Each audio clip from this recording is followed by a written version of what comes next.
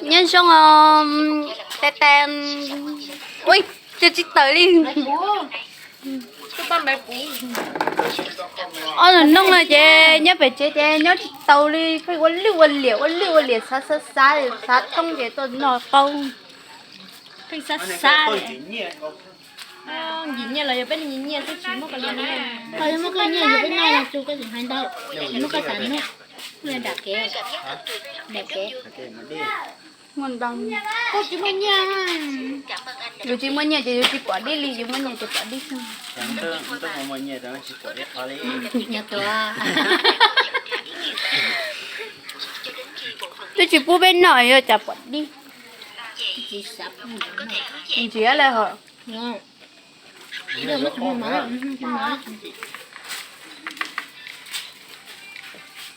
lúc chị cô dùng nó mà đang xếp hạt lá lúc từ lúc có bên liều nè hai giờ chưa alo chị đi cô có bên lúa á có thể biết cái nha có phải như là luôn đây từ tiền đi tới còn đẻ cái tiếng mình có phải là cái loại có lộc cái gì nó lên có liềuไม่ต้องรักกว่าตัวร้อยเหรอ là nơi là xếp con thằng con chồng nữa dạ bây giờ cho gì đó tiêu rồi mới ý lúc của cho sẽ là chín anh gì nè giờ tôi cái giờ đó cả thích đó cả tôi nói ít bao thay thích thanh đó cả ba em vui là được. Cảm ơn anh đã đồng ý lập một phần vệ sinh thủ công mới. nào mà Tất nhiên thôi bà. Có rất nhiều người làm việc chăm chỉ. cái gì hay Cảm nhận ra ý nghĩa thực sự cho đến khi bộ phận bị dẹt. mình tin đi nó có hả nào mà là gì mà Gì vậy? Anh phải hứa trước đã. chị nào khi mình đi đây bây giờ ta Rất cô là điều đây tập gì? trời ạ Chỉ là anh đừng công khai chuyện chúng ta rồi. nói tiền Vì sao?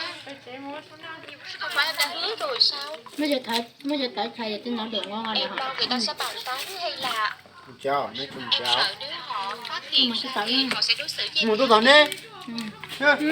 trời ơi trời liếc à được không anh? và có trong là màu chị cho vào lại cho lại mà người cho có thể thì có mất trâu biển cái trẻ của đúng rồi hồi giờ đó hả những chị cũng chế tên đà theo Nhưng mà phải thưởng cho anh đấy. cái ông nó chỉ tại đi tập bên nổ Được rồi, em đi làm đây. mà tập ra cái đất cực cười rồi nó cho nó anh tham làm sủi lại ở đây tiền có tắm anh tham làm sủi anh tham làm sủi á nó chủ mẹ cho cây món đấy chủ super mà tao tao ăn gì tao chạy đi kích rồi Sao về sớm vậy?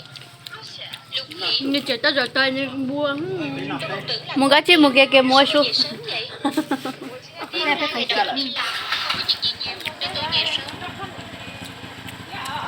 chú anh tôi chỉ tao vừa rau số vậy mấy cái như còn vừa rau đâu mà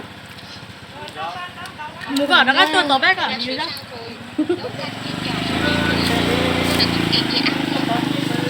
Nếu không còn gì nữa, tôi đi đây. chị tôi đây giống số à Cảm ơn anh. nói gì mà nó đi à Có gì? nó đi à Hôm nay, nó đi đồ ở siêu thị nên ba một anh đây. Tôi biết anh đã chăm sóc ba cô sống tại gia đình. Chú Thị đối với tôi rất tốt. Chứ cho việc tôi chăm sóc là đương nhiên. ta ơi Điển Lục à, chắc về đấy à? Đừng đi vội. Ở lại Ta nói nói vào đi học rồi qua. đi. Phải rồi. đó của bậc hai này rồi Cháu đừng có. Mỗi lần đến cháu đều mua quá trời đồ. Giờ cháu về lần sau cháu không bảo đến nữa. thằng dễ gì giờ tao mới dễ tao vậy Con mau đi nghỉ đi.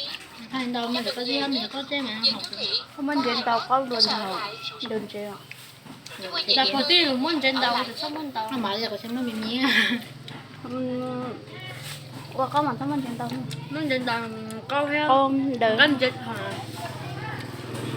Cô chị của cô dạo này thế nào? Anh kệ Khẩu bên hết chín rồi nha. gì đó. Có nhân kệ thế nào? Nó ta chỉ có một trang cho nên mà tiếp bác tính nhiều đó. Phải rồi đúng Như ta đi á. anh là chuyên Bữa gia. sau tôi chơi cho khổng đơn táo không tới mà. Như trường hợp của giám đốc Tú để bình Không phục quên mà. hoàn toàn, thì anh ấy phải mất bao lâu? Cô Nhật Tề có dấu hiệu hồi phục rồi mà. Tôi thấy có. Anh Anh sẽ ấy thở khỏe à? hơn rất nhiều. Anh ấy chủ động đi ăn với đồng nghiệp. Lúc đến siêu thị lớn anh ấy không còn lo lắng như trước nữa. Tôi sẽ cố hết Để sức luật khi. giúp anh ấy. Không có gì nhau. Sao chồng làm với chân như của tao? Và giúp anh ấy chữa trị được bệnh. Các ta do là tự mình nhớ nó cân chứ. Nhớ tự giờ nó chắn. Xem có nhìn gì thì. Thì nó sẽ Cảm ơn gì?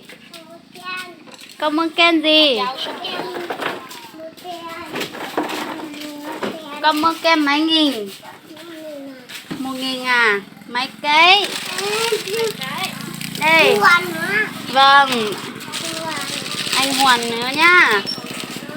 Con chưa trả tiền mà. Con xin chưa? Bố đâu?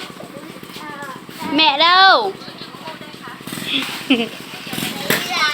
Mẹ đi làm rồi.